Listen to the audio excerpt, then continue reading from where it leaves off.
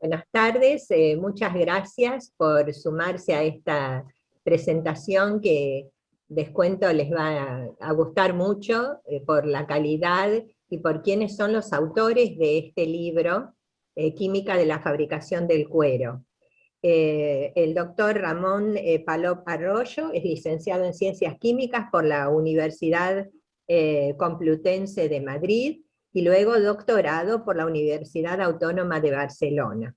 Durante 18 años fue director técnico en Ciesa, empresa dedicada a la fabricación de pieles lanares.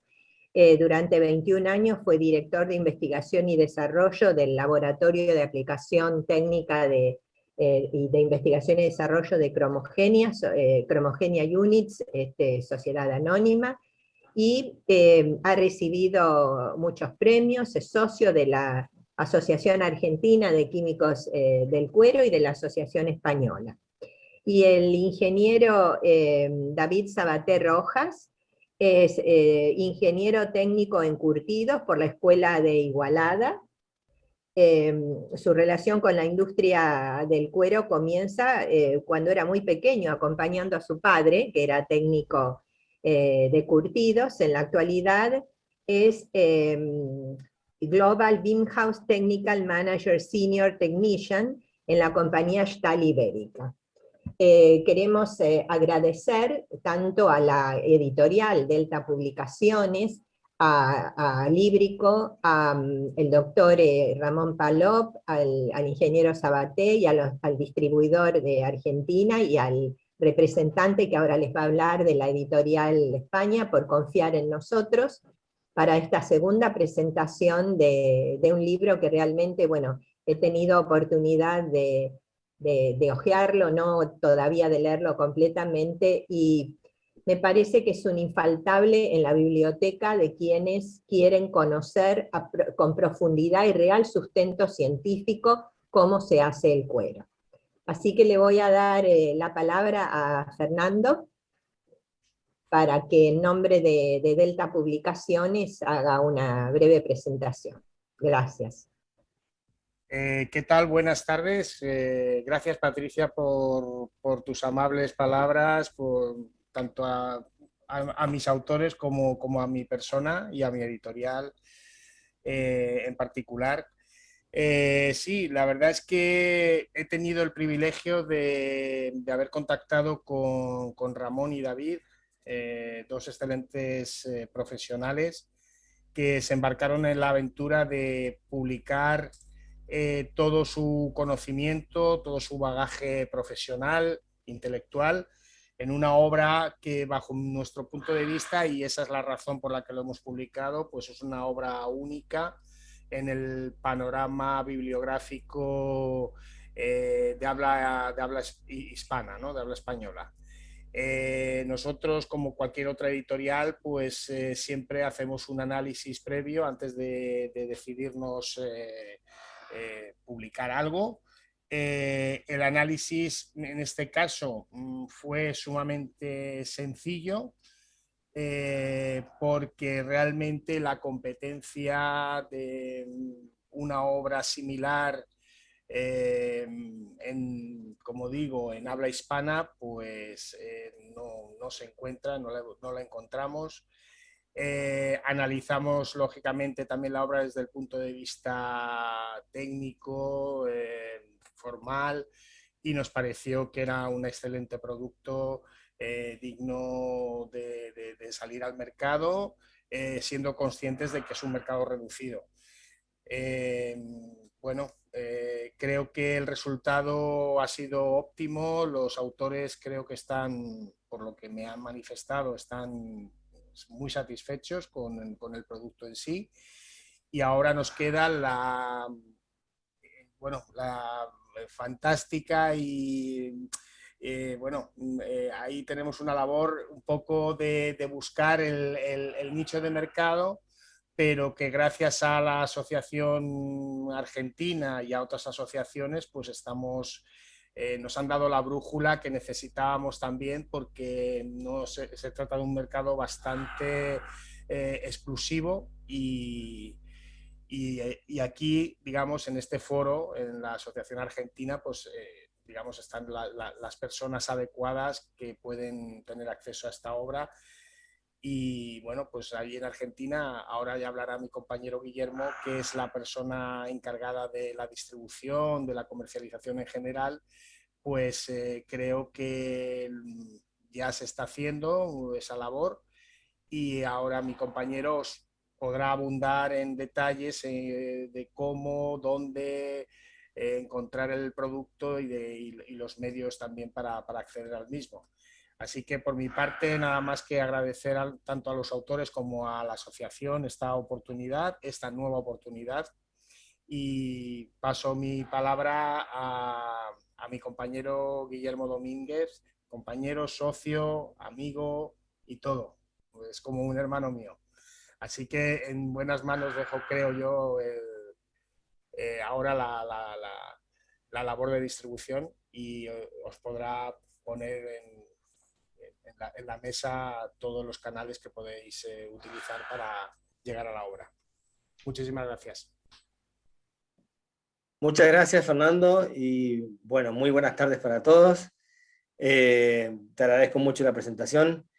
Nosotros ya desde hace un tiempo a esta parte hemos formado, junto con España y México, una alianza comercial, donde, bueno, entre todos compartimos, por así decirlo, los títulos que tenemos cada uno en su catálogo.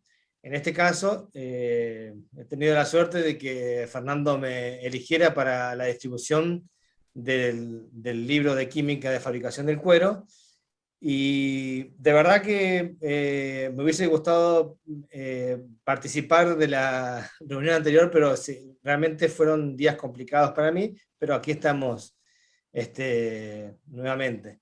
Y bueno, gracias a la labor de la asociación me han llegado muchas solicitudes, muchas consultas, las cuales, bueno, hemos podido ir despachando de a poquito.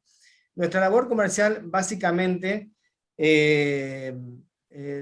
digamos, como que la tenemos dividida en dos partes.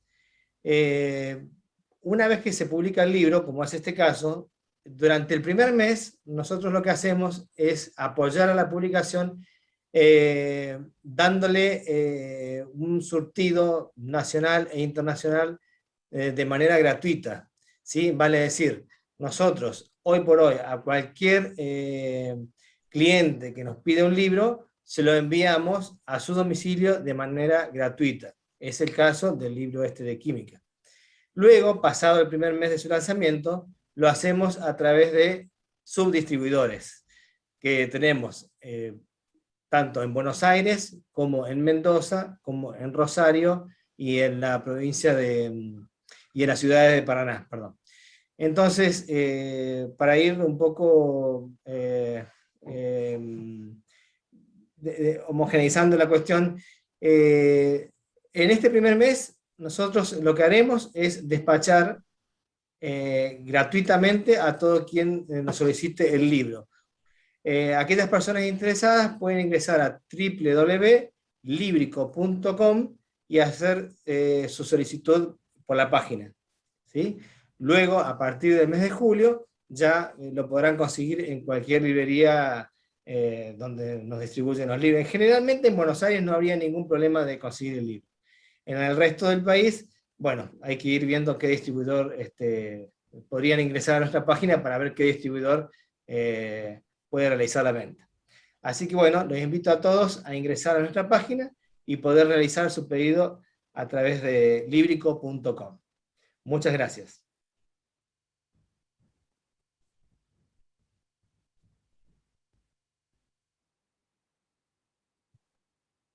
¿Dónde está David? ¿Qué tal? Pues, muchísimas gracias, Guillermo, Fernando. Nada más que darles la bienvenida a todos y voy a ser muy escueto porque la palabra la va a tener Ramón y que nos va a deleitar con su bonita presentación un poco más amena que la anterior, que van a disfrutar seguramente. Así que muchísimas gracias a todos, que estén con muchísima salud y vamos a escuchar ahora la presentación de Ramón. Bueno, ya me has pasado los trastos para que yo continúe. Voy a entrar directamente, aparte de la salutación a todos los asistentes, voy a entrar ya directamente en el contenido de la presentación. Esta presentación tiene parte que está en común o repetida con la primera, pero las partes aplicativas son nuevas. Por eso entiendo que, a pesar de que tenemos la competencia del partido de fútbol entre Argentina y Chile, pues consigamos atraerles lo suficiente como para mantenerles al menos hasta al final del partido, y esperemos que no haya prórroga. Bien, ¿a quién puede interesar el libro? Pues a todos los técnicos que trabajan en plantas, porque hay una serie de problemas que se van suscitando a lo largo de la carrera profesional, y en este libro pues hay soluciones específicas y particulares para muchos de estos problemas. También puede interesar a la parte docente, tanto por lo que se refiere a los alumnos como a los profesores, porque ahí la materia es muy sencilla y muy fluida. Por último, y también es muy importante para las fábricas o las empresas que fabrican productos químicos, cómo desarrollar productos químicos nuevos, especiales. Hay muchísima bibliografía en la cual pueden encontrar las ideas. Incluso en esta presentación yo les voy a dar una que ya les diré cuál es, para poder desarrollar algún producto muy específico y muy concreto. ¿Por qué puede interesar el libro? El libro está basado en conceptos sencillos y eficaces, en procesos aplicativos prácticos, y tiene 442 citas bibliográficas, lo cual simplifica mucho la labor del lector, porque enseguida puede profundizar en cualquiera de los temas que le interesen. Vamos a entrar en los capítulos. Es la piel, la ribera, el desengrase, la curtición, recurtición, engrase, tintura y resistencia física. Los tres primeros son exclusivos de la piel vacuna y el resto se puede aplicar a cualquier tipo de piel o de cuero. ¿Qué es la piel? La piel básicamente está compuesta por una triple hélice, que aquí vemos a la izquierda. Primero es una hélice y luego tenemos la triple hélice, que tiene un ancho de 4 Armstrong. La estructura molecular, que es la que vemos ahora, pues es varias triples hélices configuran una fibrilla, varias fibrillas con una fibra, etcétera, etcétera, así en que va aumentando el volumen. ¿Qué cosas hay en la piel? Hay una cosa que está muy de moda, bueno, desde hace unos años, que se utiliza muchísimo, sobre todo en cosmética y en medicina también. Pues, sin embargo, nosotros, ahora veréis que lo que tenemos que hacer es quitarlo, mientras que normalmente lo que se hace en la industria de la cosmética y para solucionar muchos problemas es que te ponen ácido hialurónico. Bueno, pues este ácido hialurónico, que aquí lo tenemos arriba la fórmula, es el que nosotros tenemos que quitar para que no nos moleste en la curtición. El ácido hialurónico es un polímero que tiene una estructura bastante compleja. Bueno, la estructura no es compleja, lo que pasa es que al formar un polímero N veces tiene un volumen enorme, muy grande. Acá tiene solamente un grupo ácido, y el sulfato de dermatán viene a ser parecido al ácido hialurónico, pero tiene el doble de peso molecular y un grupo ácido de más. Luego veremos en las diferentes fases donde hay que eliminarlo. Tenemos la queratina, que es la conocida como el puente disulfuro, y luego las venas y arterias, que nos dan muchos problemas si no las eliminamos. Vamos a ir a la ribera. En la ribera tenemos el remojo. Una forma de controlar el remojo es, sobre todo si es un remojo alcalino, mirando cómo avanza el pH dentro de la piel. Aquí hay una fórmula clásica del pelambre calero, es cómo el sulfuro sódico ataca el puente disulfuro rompiéndolo. En el desencalado lo que hemos dado prioridad es a saber qué grupos desplazan el calcio del colágeno. Si los grupos ácidos del colágeno tienen un pK de 1,7 por 10 elevado a menos 10, todos los que sean mayores desplazarán el calcio y los que son menores no. Por tanto, lo que hacemos mucho hincapié es no solamente en quitar la alcalinidad, que eso sería relativamente sencillo, sino en eliminar el calcio totalmente. Y el rendido, os he puesto aquí tres esquemas, que son la tripsina, la amilasa y la elastasa, que son las 3 tipos de enzimas que utilizamos a lo largo del proceso de Rivera, pero sobre todo en el rendido.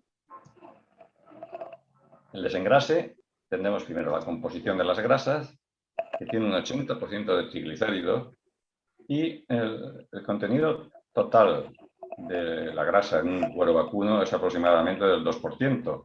En principio es poco como cantidad, pero es muy importante eliminarlo todo, porque luego puede dar muchos problemas.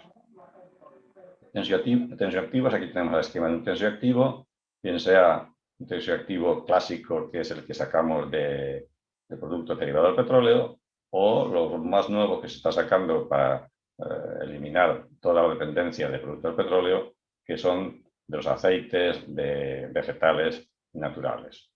Las lipasas es un mundo único y atrayente. La lipasa, como podemos ver, tiene 2 zonas, una zona hidrófoba y otra lipófila, y un núcleo activo que es un aroma de calcio. Como podéis imaginaros, la zona hidrófoba es la que emulsiona lo que la parte lipófila ha roto de la grasa neutra. Un mecanismo fantástico y que hemos comprobado cómo ayudan al desengrase. Aquí en unas conclusiones de un estudio práctico decimos que las lipasas permiten una alta eficacia del proceso de desengrase por 2 causas. Una, porque rompe los triglicéridos y por tanto facilita la emulsión por los tensoactivos. Y 2, porque hay un descenso físico de la temperatura de fusión de la grasa hasta 35 grados, lo cual en una temperatura ligeramente más baja puede emulsionarla con más facilidad. Luego se ha estudiado una serie de productos y se ha visto que el alcohol láurico hidroxilado con 6 moles de óxido de etileno es el más eficaz. Yo voy deprisa, pero bueno, lo que voy dándolo es un poco pinceladas, como el que está haciendo un cuadro, ¡pah! Aquí doy, a veces parece que están desdibujadas, pero todo ello hace un conjunto que luego en el libro se ve con más profundidad. La curtición. En la curtición hemos estudiado el cromo, aldehídos, intanes, vegetal y el wet white. En la curtición del cromo, ¿qué problemas podemos tener con la curtición? Pues bastantes, pero uno de ellos es manchas puntuales debidas a deposiciones superficiales de óxido de magnesio, que lo podemos ver acá en esta fotografía, o manchas superficiales debido a la elevación del pH durante el almacenamiento, es decir, se desarrolla el pH en la superficie porque no se ha agotado toda la alcalinidad del basificante.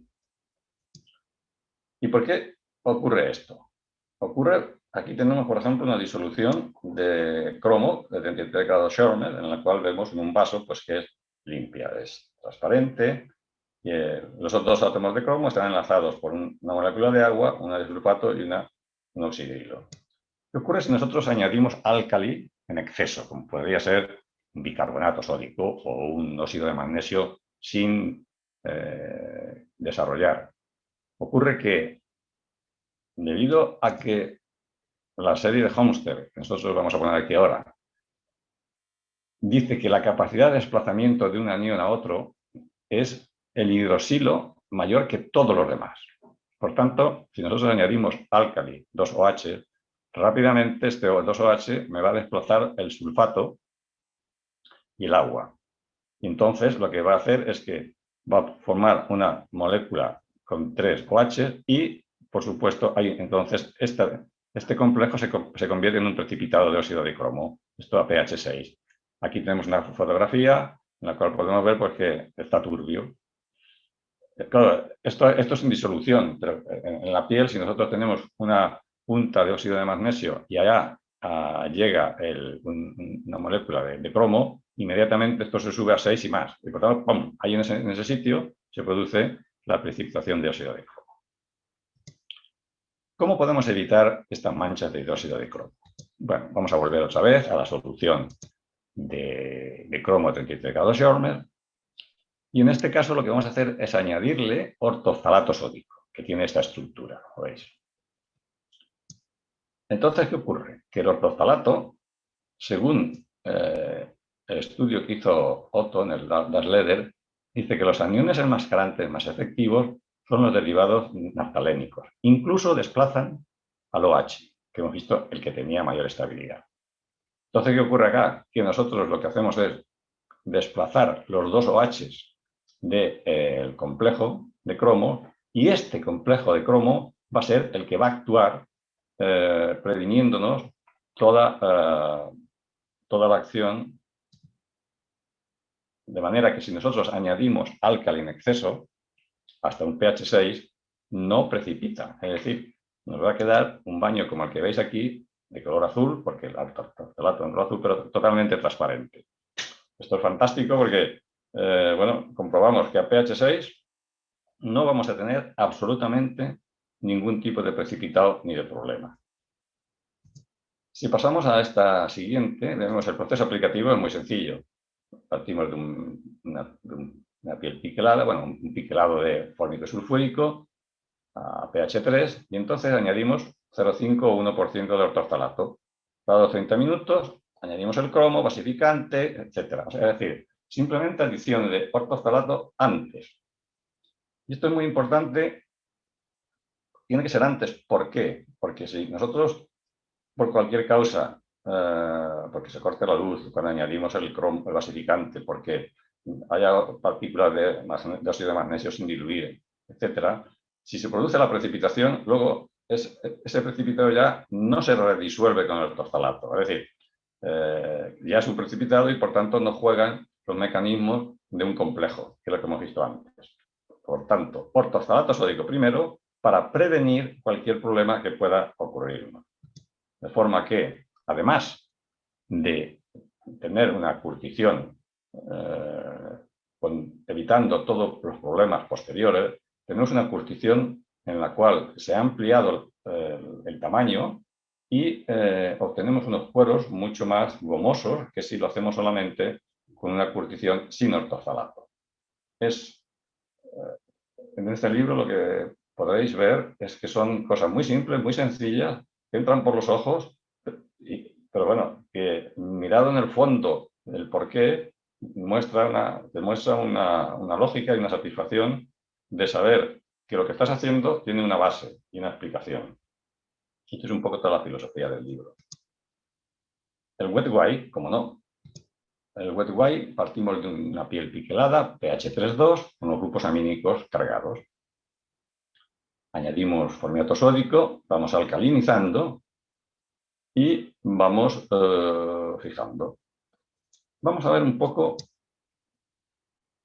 ampliada lo que es el NH3. El NH3 tiene esta forma casi esférica, rodeada de unas cargas positivas. Cuando añadimos álcali, es decir, cuando añadimos formiato sódico para alcalinizar, el NH3 pasa a NH2, más agua. Este NH2 es el que tenemos aquí en la segunda parte de la fijación. Este NH2 es el que se va a fijar con el aldehído. Y como este sería el esquema de cualquier aldehído, el grupo COH con una radical, luego veremos este radical, la importancia que tiene. Y esta es la estructura de la reacción. La reacción del grupo RCOH con el grupo amínico NH2 de la piel.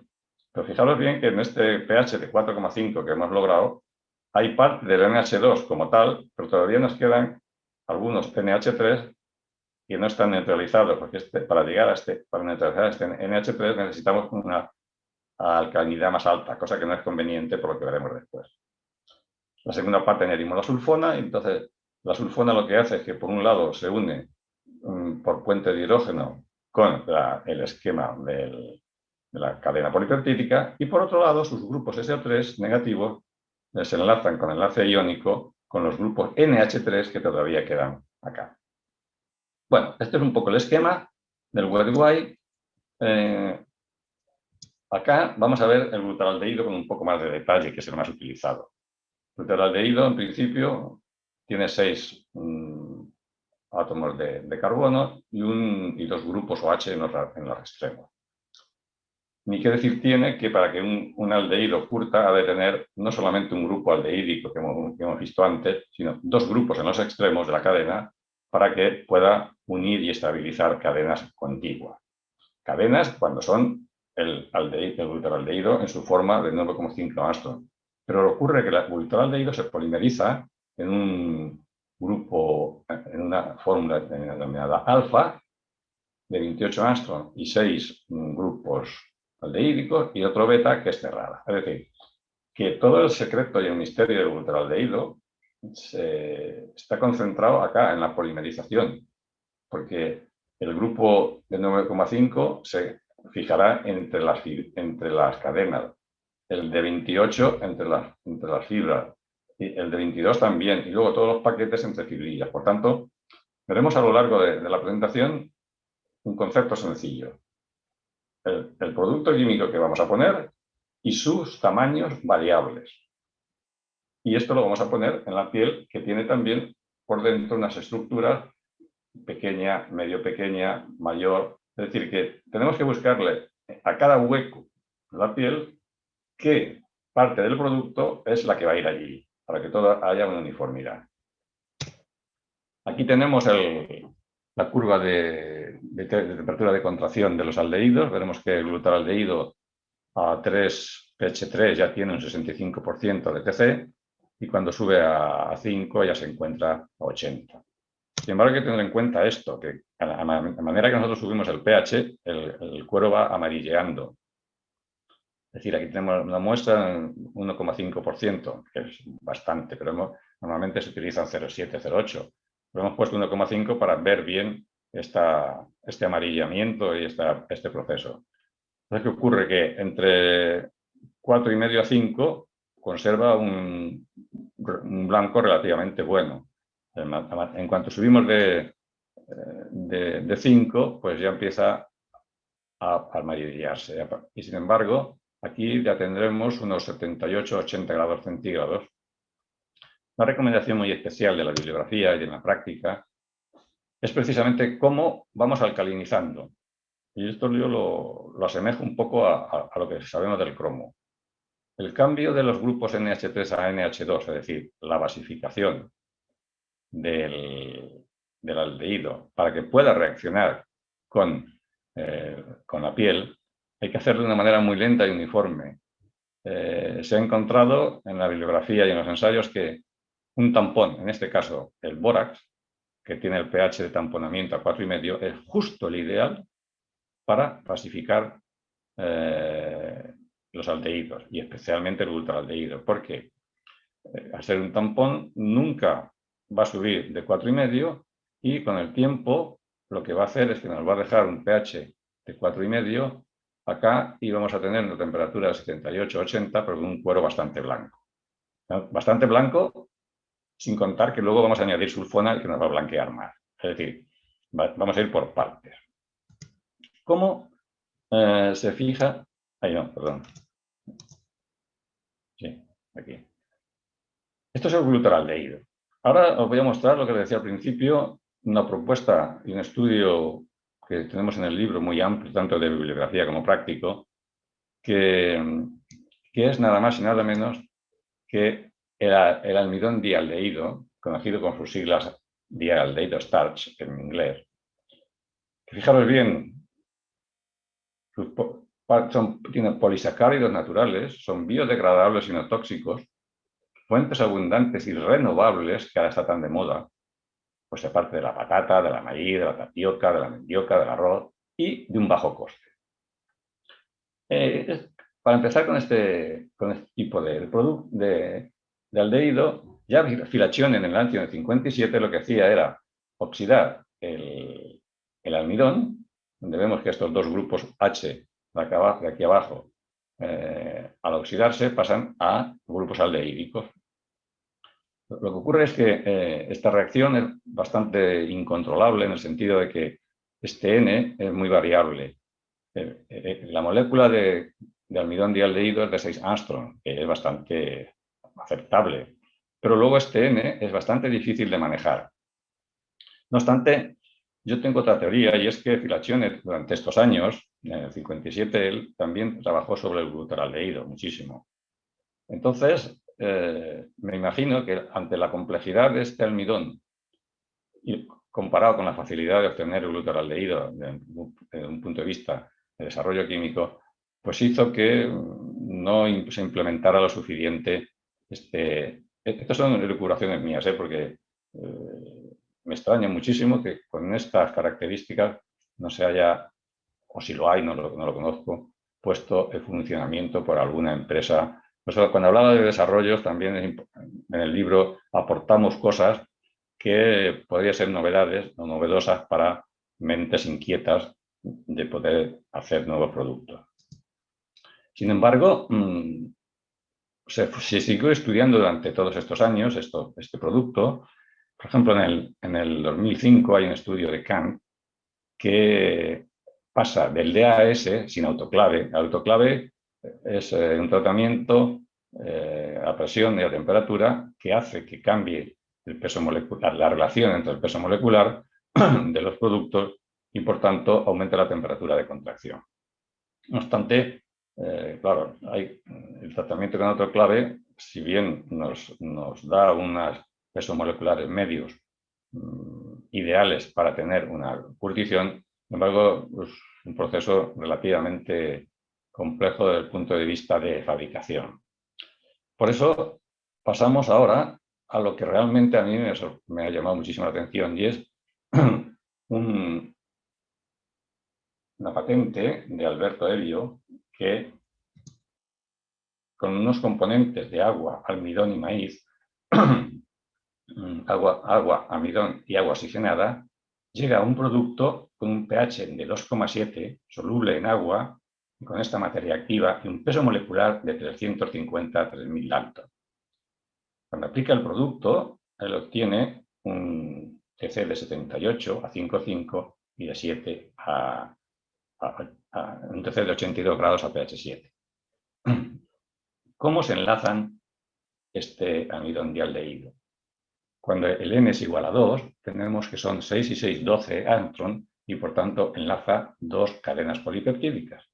Cuando el peso molecular se incrementa, es capaz de recubrir y de fijar cadenas polipeptídicas, no solamente desde el punto de vista de fijación, y al ser mayor el tamaño, puede rellenar y fijar también otros espacios mayores. Por tanto, hay que dar la propuesta, hay que dar la idea. Si alguien lo quiere recoger, pues estaría muy bien, porque hay mucha bibliografía en el libro. Pasamos ahora a la distribución de un aldehído. Un aldehído se puede colocar con respecto a la cadena polipeptídica, o bien en forma de paralelo o perpendicular. Este sería el paralelo y este sería el perpendicular. Este sería un corte en el cual podemos ver la fijación de estos aldehídos. Por tanto, los aldehídos dan mucho de sí, si sabemos sacarle jugo. La distribución espacial de la curtición wet-wide.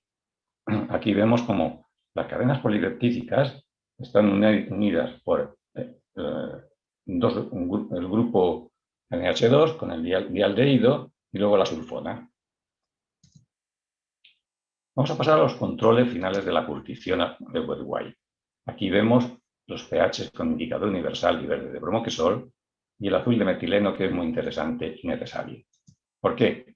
Porque si vemos un cuero que no esté atravesado con azul de metileno, este azul de metileno lo que nos detecta es la penetración de la sulfona, no del aldehído. El aldehído se puede ver por otros medios, pero normalmente el aldehído tiene facilidad de penetración, mientras que la sulfona no tanto. Por tanto, podemos encontrar lo que no esté atravesado, con lo cual tenemos el problema de que la piel, cuando la secamos, nos va a quedar semicórnea. Sin embargo, si está atravesado totalmente, la piel nos va a quedar uniforme, curtida, de color blanco. Todo lo que pongamos detrás, de recurtientes, engrasantes, etc., necesita que el corte sea uniforme, porque si no, las penetraciones van a ser deficientes. Vamos a pasar al gran capítulo de la neutralización, anionización. Y esto es interesantísimo distinguir entre lo que es la neutralización, que normalmente se utiliza bicarbonato o formiato, y la anionización, que se hace con sales de ácido naftaleno sulfónico. ¿Cuál es la diferencia? Mira, aquí tenemos lo malo de señalar es que aquí tenemos una molécula de cromo curtida, curtiendo la piel a un pH 3,8.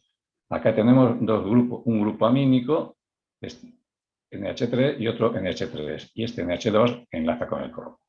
Cuando añadimos bicarbonato, no, este es formiato, lo que hace es que sustituimos uno de los NH2 y pasamos a pH 4,3. Si nosotros lo que hacemos es añadir bicarbonato sódico, es decir, mucho álcali, lo que hacemos es que llegamos al pH 6,5 y, por supuesto, tenemos una precipitación. Vamos a ver aquí un poco ampliado el mecanismo de la anionización. Tenemos acá una piel que previamente hemos neutralizado con formiato sódico y tenemos a pH 4,3, pero sigue siendo catiónico. Cuando añadimos la sal sódica del ácido naphtalensulfónico, además de álcali, añadimos 6 grupos sulfónicos. De estos 6, 3 se dedican a neutralizar, mejor dicho, 3 se dedican a implementarse con el cromo y los otros 3 que sobran son estos y por eso pasamos a una anionización. Es decir, que pasamos de un cuero wet blue 3 positivo a un cuero wet blue con un pH 5 y anionizado. Y esto vamos a verlo con detalle en esta. Aquí tenemos el azul de metileno, que es un colorante catiónico, y aquí tenemos la parte aniónica del ácido naphtalensulfónico. Cuando se unen, lo que hace es que nos da un color azul. Aquí vemos un cuero solo neutralizado, que no tiene color al azul de metileno, y neutralizado y anionizado, que está azul en penetración y azul en superficie. Es decir, tenemos el cuero neutralizado y anionizado. Esta anionización y neutralización es la llave maestra que permite que penetren y se distribuyan los recurtientes, los engrasantes y los colorantes.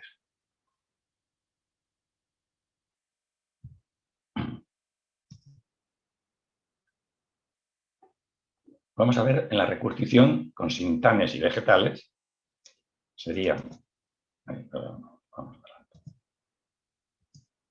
Esta sería la unión de una sulfona de un cuero wet blue. Vemos que la parte de arriba como está unida. Esta sería la de un vegetal que se une solamente con los grupos oxidrilo. Unas resinas acrílicas, que esto es muy importante, muy interesante, como la resina acrílica en los grupos carboxílicos se fijan con el cromo, lo bloquean y por tanto, además de darle un volumen enorme, lo que hacen es que cambian la carga, no por anionización, sino porque bloquean las cargas positivas del cromo y los colores que hacemos, las cinturas que han sido tratadas con resinas acrílicas, son mucho más claras, cuando en realidad no hemos puesto productos aniónicos. Lo que sí que hemos hecho es descationizar la piel. Y luego los derivados proteínicos, que ahora han estado tan de moda lógicamente porque se pueden sacar a partir de residuos de la piel y que también se utilizan como recurtientes. Pasamos al engrase. El engrase lo hemos dividido en estas pequeñas burbujas que vemos aquí y todas ellas las relacionamos con el grado de blanco. La base pueden ser vegetales, animales, sintéticos, etc. Pero todos ellos tienen triglicéridos, que es grasa neutra, y ácidos grasos. Un triglicérido sería este tipo, esto sería un mono y un di, y esto sería un ácido graso. Aquí lo más importante son los radicales, el R1, R2, R3. La constitución de este radical nos va a informar del comportamiento de la grasa. Por ejemplo, en esta T positiva tan sencilla, vemos que el ácido esteárico tiene 18 carbonos y es lineal. El ácido oleico tiene también 18 carbonos y ya empieza a quebrarse por un doble enlace. El elaídico ya es un isómero que tiene un isómero trans del ácido oleico, y si nos vamos al linoleico, que sigue manteniendo 18, pero al tener dos dobles enlaces, empieza a doblarse en forma de L. Si vemos, por ejemplo, el arquidónico C20, lo que hace es que tiene 1, 2, 3, 4 enlaces dobles, se doblan entre sí y hacen una molécula redondeada. Bien, pues estas moléculas redondeadas son las que dan mayores grados de blando. Es lógico pensar, intuir que una bola recurre y da mayor flexibilidad a las fibras que no si es un lineal. ¿Cuál era? Y digo era por lo que os diré, el problema de utilizar grasas insaturadas, por ejemplo, lecitinas o similares. Dan unos tactos y unas blanduras enormes, pero muy mala solidez a la temperatura. Es decir, cuando todos recordamos los engrases con lanolin, con lecitina o similares, que al poco tiempo de almacenarlo amarillean, huelen. Entonces, claro, aquello era un problema.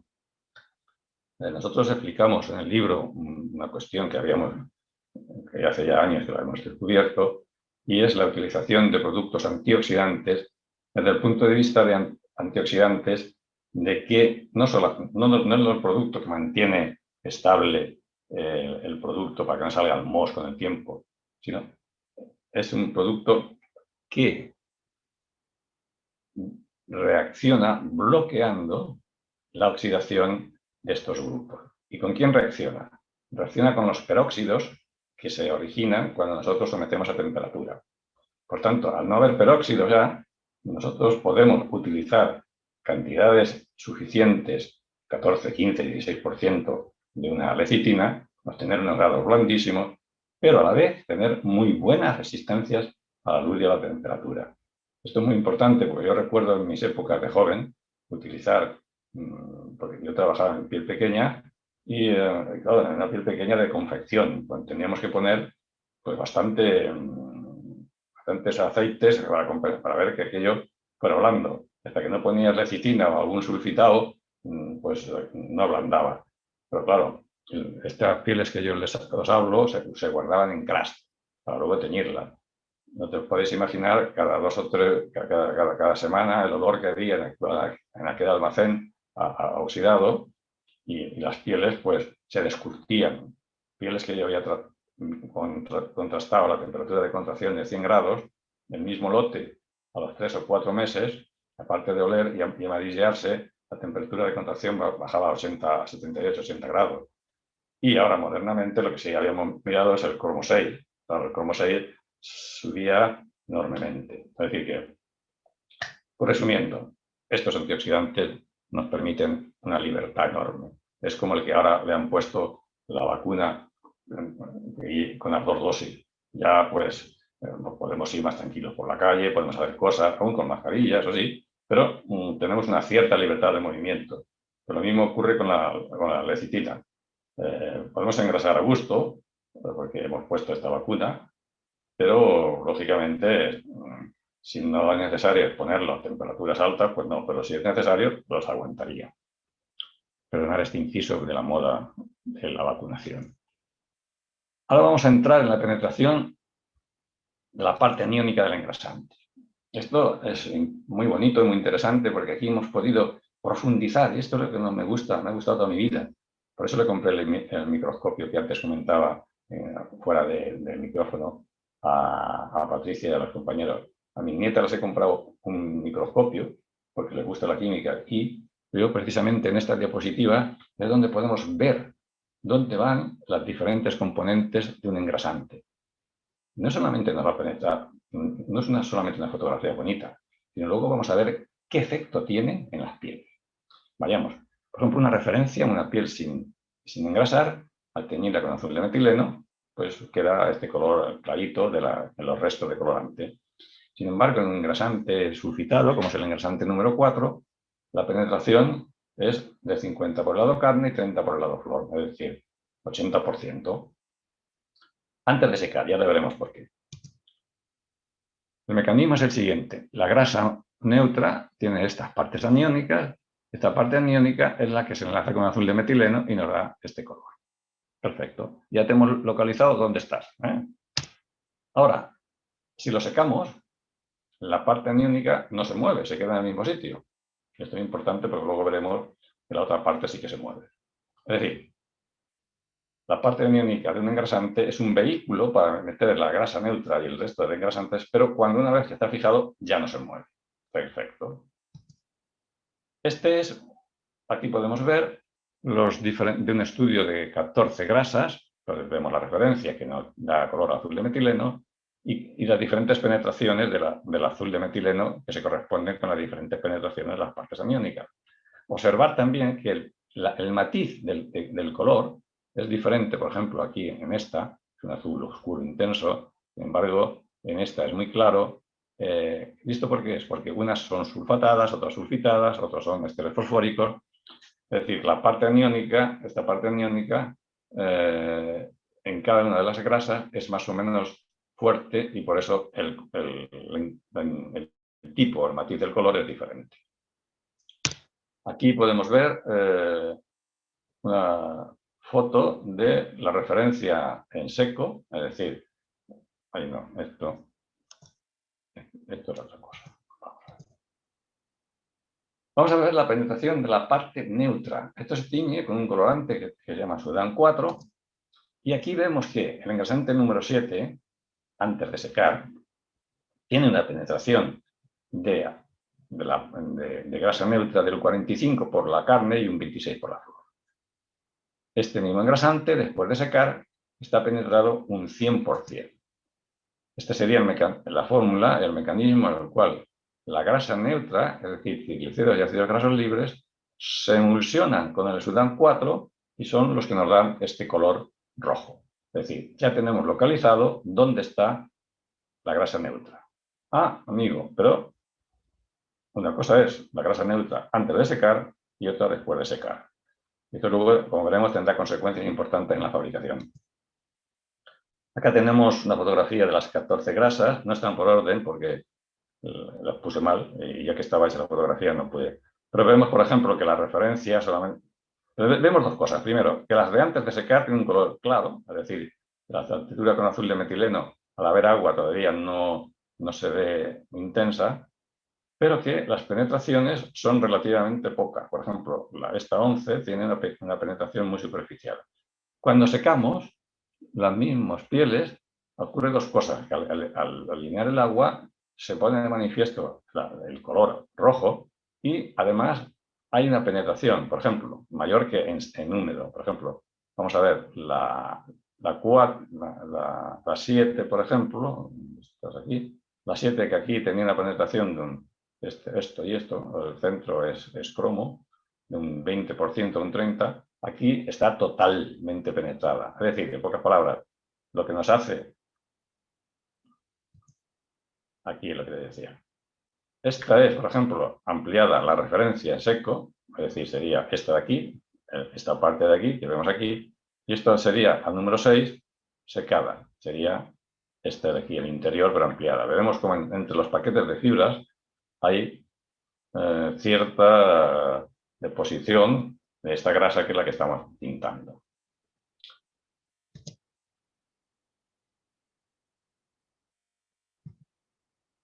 Aquí mostramos una cosa muy interesante. Tenemos todas las tinturas de los 14 en la parte aniónica y esta es fotografía de la penetración del colorante en húmedo. En la parte del centro veréis un color así ligeramente amarillento, pero esto es el colorante que queda en el agua, es decir, esto sería el agua. Realmente, por ejemplo, la referencia, que sería esta, que no tiene engrasante, pues dentro está totalmente el colorante, no ha penetrado nada.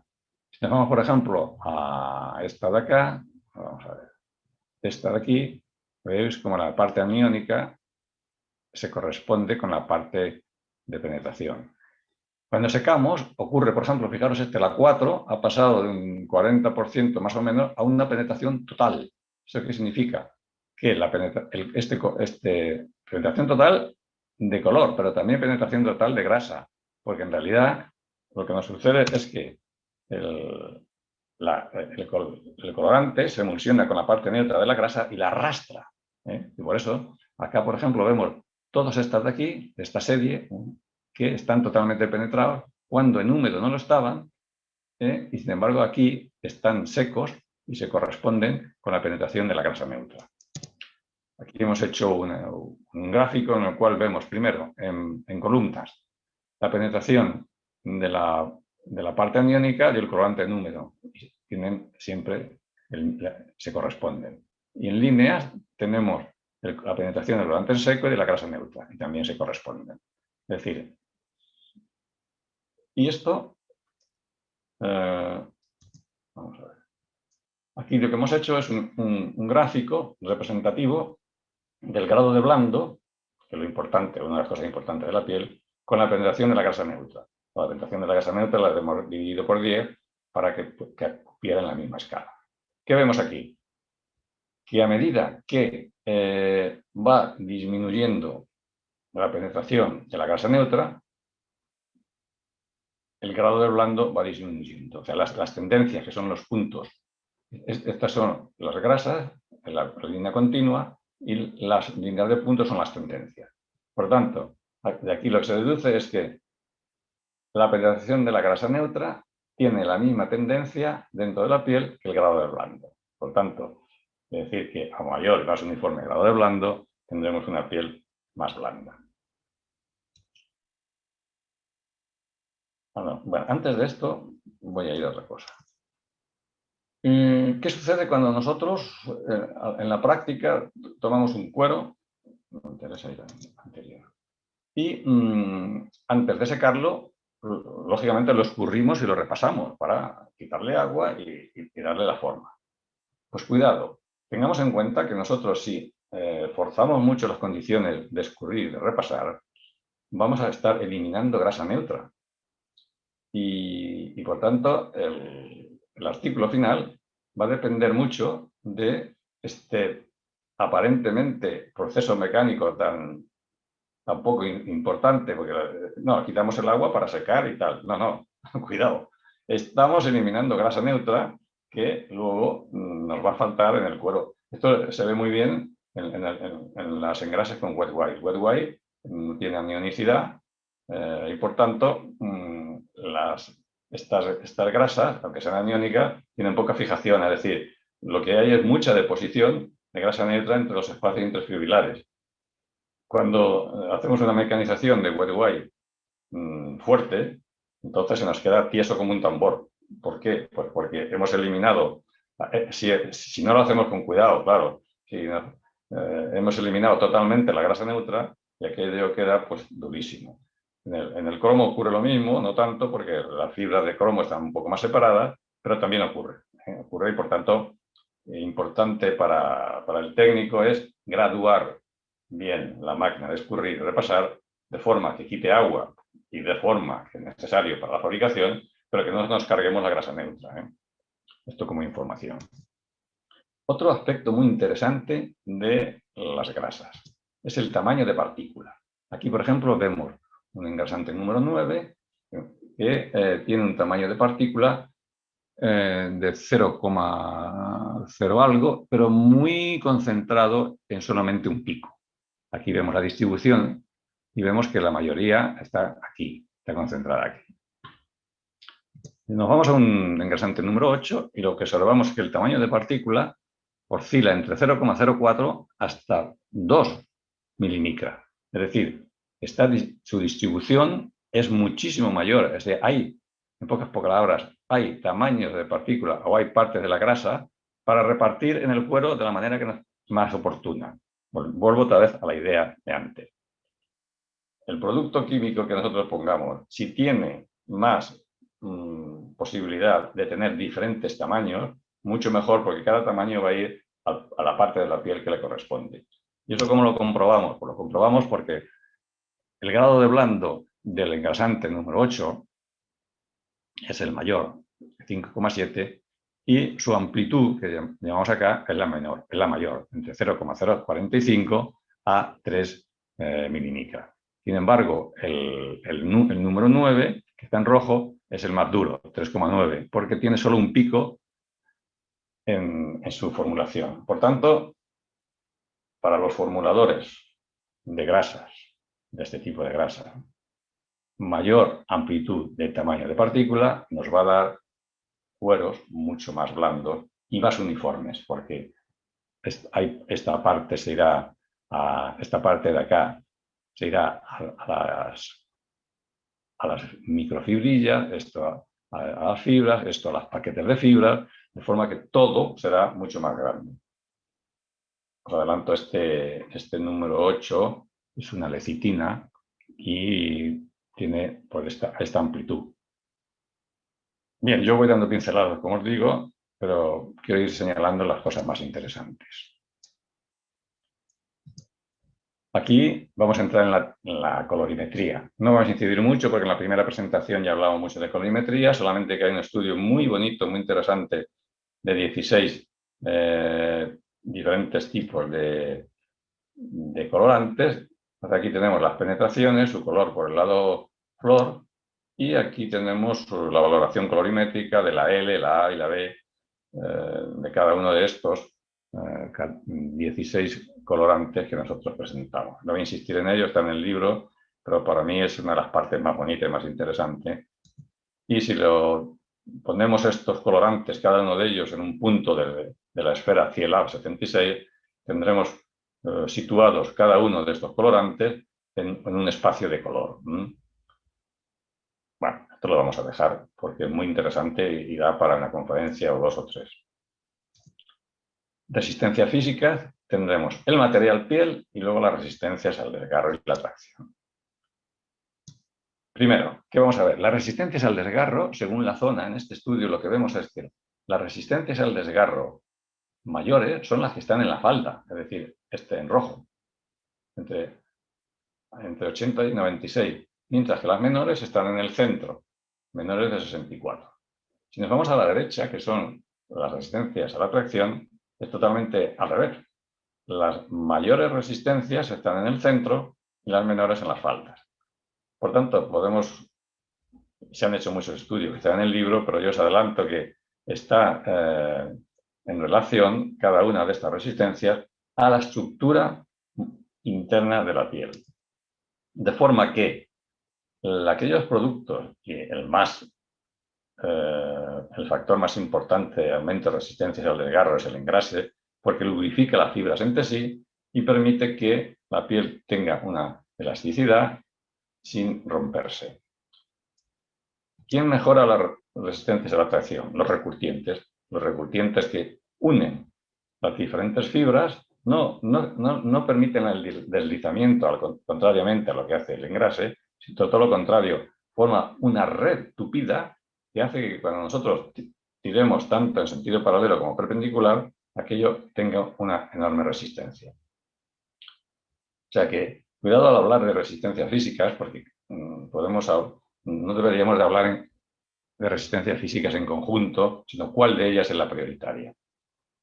Claro que todas ellas son necesarias mejorar y tener lo mejor posible. Por tanto, hemos de ver qué procesos son los que me equilibran mi artículo para que tenga una mejor resistencia al desgarro o que prevalezca la de la tracción. Depende del artículo, hay que darle a uno u otro una mayor visibilidad, pero de hecho en la práctica lo que se trata es de tener una armonía entre los dos. Entonces este capítulo informa muy bien de qué tipos de productos y qué mecanismos internos de la piel son los que nos va a dar una mayor o menor resistencia. Y yo por mi parte ya he terminado. Ahora creo que vamos a estar... Ahora, ya vamos acá. Creo que ahora es el momento de los ruegos y preguntas, ¿no, Patricia? Bueno, sumamente interesante. Igual que la primera presentación, aunque tú dices que no era... No había colmado tus expectativas, pero sí, esta es tan excelente como la primera, así que muchísimas gracias. Me gustó mucho la parte de Wet White, cuando hablas del almidón dialdehído, porque también muchas veces cuando se habla del curtido libre de cromo con aldehídos, no se hace tampoco mención a que el tratamiento de los efluentes es complicado.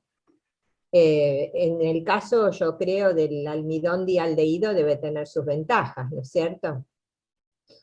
Sí, cierto, y no lo he mencionado cuando hablábamos del glutaraldehído, solo he dicho las ventajas, pero claro que tiene muchos inconvenientes. Tiene el inconveniente de las aguas residuales Sí. y también tiene el inconveniente de que el producto propiamente dicho pues tiene todas las calaveras de tóxico, etcétera, etcétera, y el olor, o sea, el trabajar con el glutaraldehído, pues eso es un problema bueno, que las ventajas quizás sean mayores, pero realmente es un producto que hay que saber trabajar con él. Sí, Y bueno, sí, complicado el control de temperaturas también, ¿no es cierto? Según si es verano, bueno, que no suba demasiado la temperatura dentro del fulón. exacto, sí, sí, sí. Mm. Por eso, claro, yo insisto, sobre todo porque, os diré yo en el almidón dialdehído trabajé bastante porque había una propuesta en una determinada empresa que yo trabajé en conseguir un aldehído de estas características y trabajé muchísimo en la bibliografía, que está toda reflejada en el libro. Y de hecho, al final, no sé, este proyecto, por diversas circunstancias que no me el cuento, pues se abandonó. Cuando en realidad ahora es cuando hay que volver a este tipo de producto que como vimos, vamos a poner, porque claro, hoy en día, ¿quién no quiere una fuente abundante, renovable y de bajo coste? Creo que Tiene una serie de ventajas que es para claro, tenerlo muy en cuenta, ¿no? claro, claro. Yo no, si hubiera tenido disponibilidad me hubiera montado un laboratorio para hacer esto, pero no lo tengo. Pero a veces se me ha ocurrido en la cocina ponerme ahí con las patatas y hacer el proceso. A ver, pero claro, todo esto son ideas locas de se me ocurre, pero yo estaba enamorado. Y además, fijaros una cosa, que aquí no lo he dicho, pero son 6 Armstrong, que cuando el N es igual a 2, son 12 Armstrong, y 12 Armstrong es justo la distancia que hay entre las cadenas polipeptídicas. Y luego, cuando este N se eleva mucho más, tiene la capacidad de recurrir los espacios interfibrilares. Es decir, que es una maravilla esto. Hasta que llegamos a... Ay, perdón. Aquí, no. Vamos a ver. Esta patente, no sé dónde anda ni cómo hace, ni qué hace. Así, aquí tenemos la 12 Armstrong, que son 6 y 6, 12, que es igual a 2, extendiendo la fibrilla. Bueno, es cuestión de seguir trabajando. ¿Cuál es el único problema que yo le encuentro? El único, no lo digo hecho antes. Es que aquí la temperatura, perdón, el pH hay que subirlo al menos a 5,56. Y no es que amarille, porque no tiene las características del glutaraldehído, pero sí que para llegar a 78 hay que subir a 5,5. Lo que ocurre es que a 5,5 la sulfona posterior es un poco problemático porque entra, sale y no se fija nada. Entonces hay que jugar un poco con este pH, pero vamos, se puede jugar, todos los químicos estamos para jugar con estas cosas.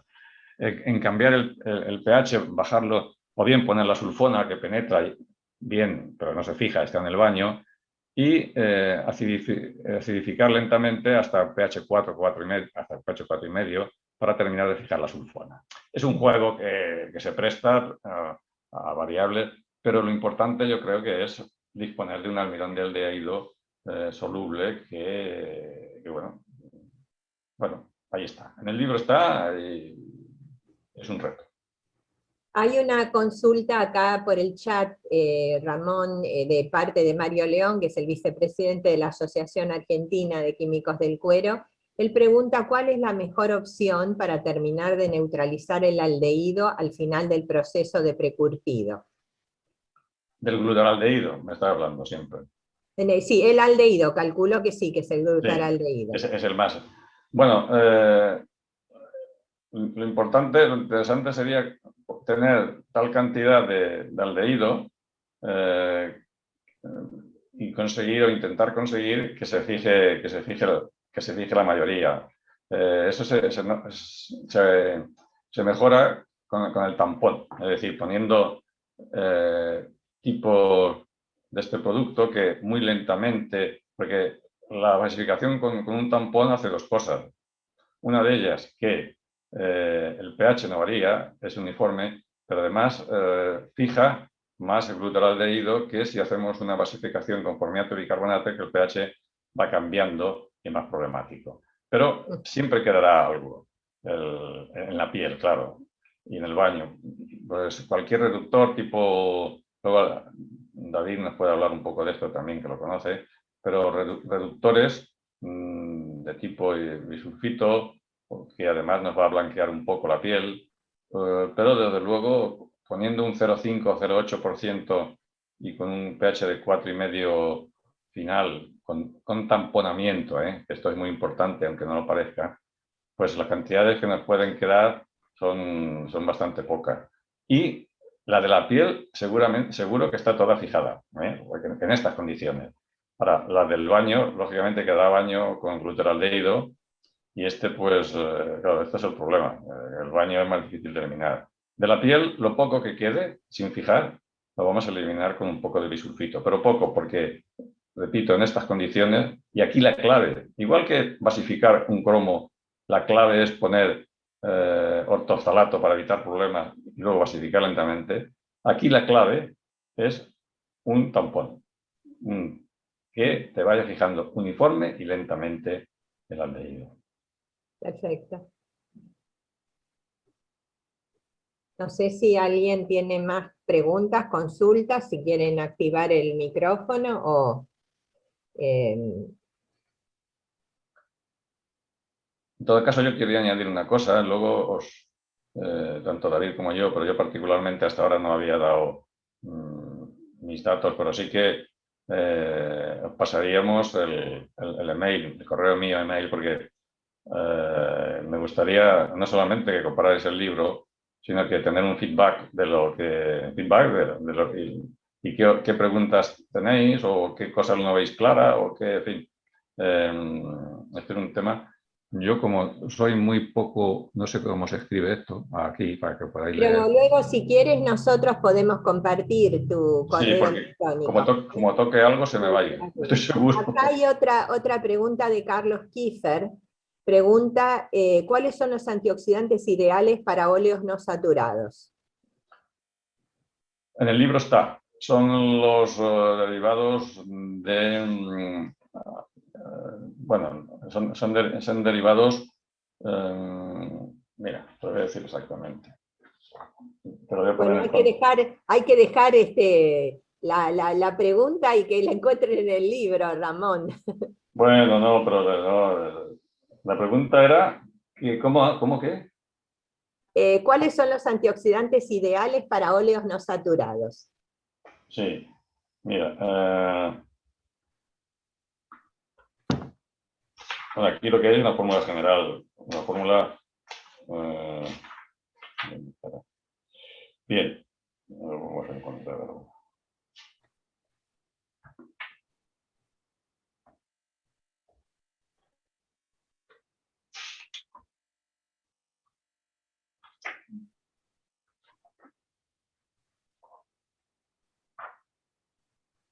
Esto es lo que decía el otro día del directo, ¿no? En el directo, pues, si está grabado, no da lugar, pero vamos a ver dónde estás.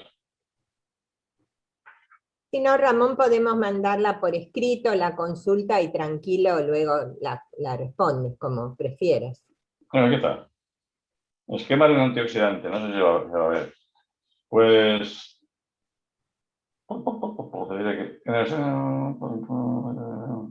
es esta. No sé si ves. Dile qué página está, en qué página del libro está. Está en la página 262. Bueno, aquí 262. Carlos Kiefer, que es de Brasil, está manifestando el interés que tienen de comprar libros para la ¿Veis Asociación esa? Brasilera, Becutic. Eso es. Esa es la fórmula. No sé si se ve bien. Pues Sí, es se ve. un grupo fenólico con un radical. Pero es una familia. Sí. En realidad es... Pues esto. Esto es muy importante. Para mí, es importantísimo. Si tenemos tiempo, os cuento una anécdota. Yo os digo que trabajaba antes 20 años en una fábrica de double fast, de pieles para confección, en la cual utilizábamos un tipo de grasas de este tipo. Y bueno, en el almacén pues iban almacenando, eso se pone en craft y luego se hacen lotes de partidas para teñir.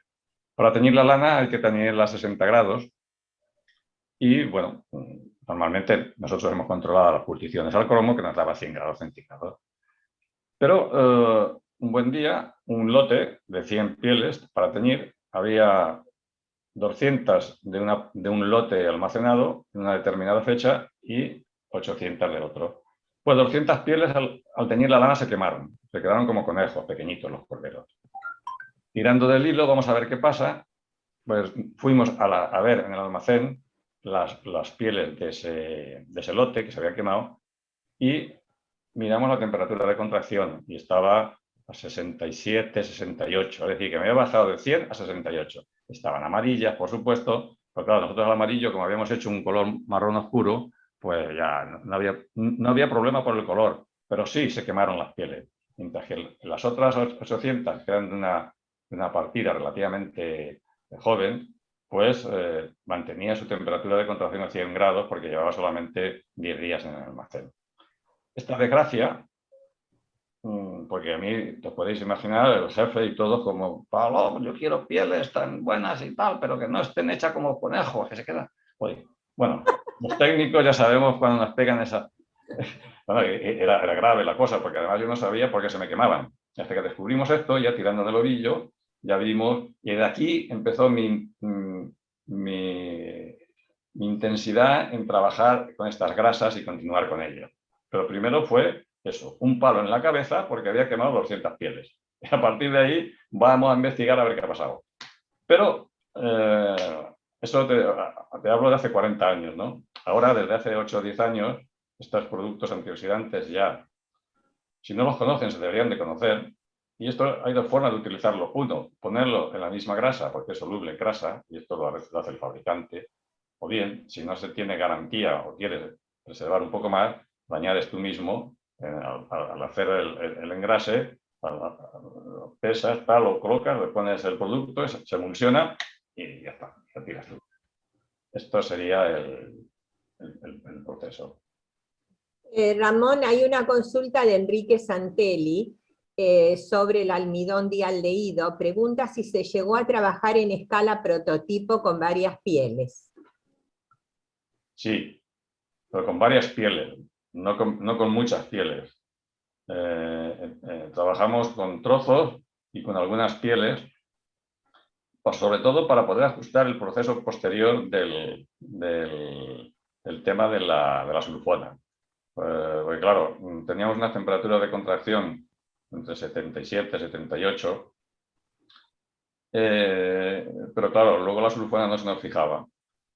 Y bueno, hubo que, como os digo antes, jugar un poco con el pH para poder que la sulfona penetrara lo suficiente, etc. Ahora, no trabajamos más de 8 o 10 pieles hasta que ajustamos un poco la temperatura de contracción.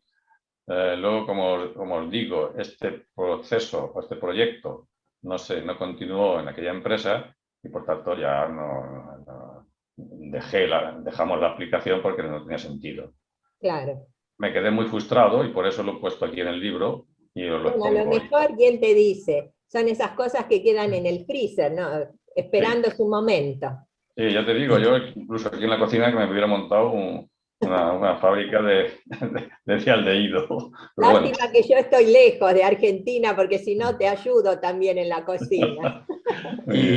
Y la obtención en forma industrial de esa materia prima sería muy compleja.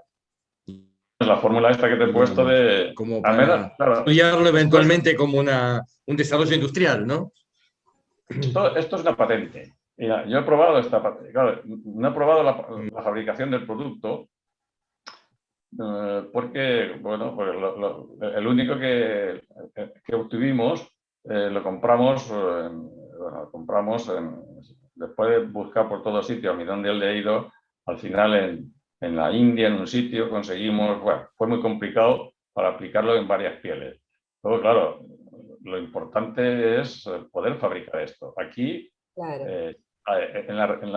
Está la referencia de la que yo he resumido aquí de este aldehído, este ya es del 2013, y aunque es una patente, pero claro, hay variables que se salen y que se podrían aplicar justo para no hacer exactamente lo mismo que la patente, ¿no? Bueno, no sé cómo va esto, pero legalmente esto no se podría repetir, pero sí sí está publicado, como es lógico, la patente en sí, y por tanto variaciones sobre esta patente supongo que se pueden hacer para una obtención industrial.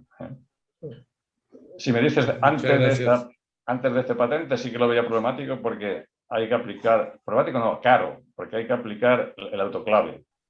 Esto sí que está estudiado en 10 o 12 años, que el autoclave mejora la solubilidad y la aplicación y sube el pH, pero claro, es un precio costoso.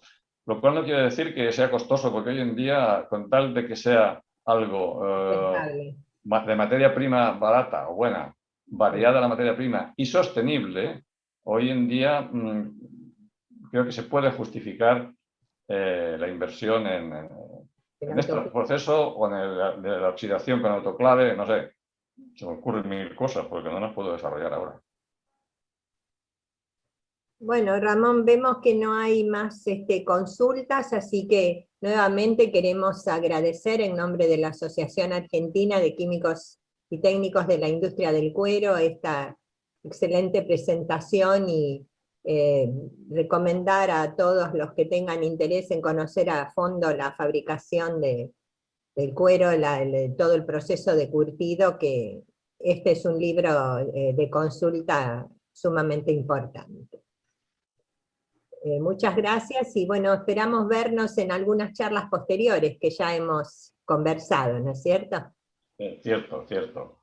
Y bueno, agradecerte, ya que soy el último que tengo la palabra, agradecerte en nombre de la editorial, del distribuidor, de David, mío, todo lo que habéis puesto en Argentina para la difusión de este libro. No solamente me consta, como es lógico y lo sé, por las presentaciones, sino por atender a las consultas que os hacen, que en realidad pues es un trabajo más añadido que lo hacéis extra. Por eso yo también lo sé, lo reconozco, que de forma extra pues lo agradecemos.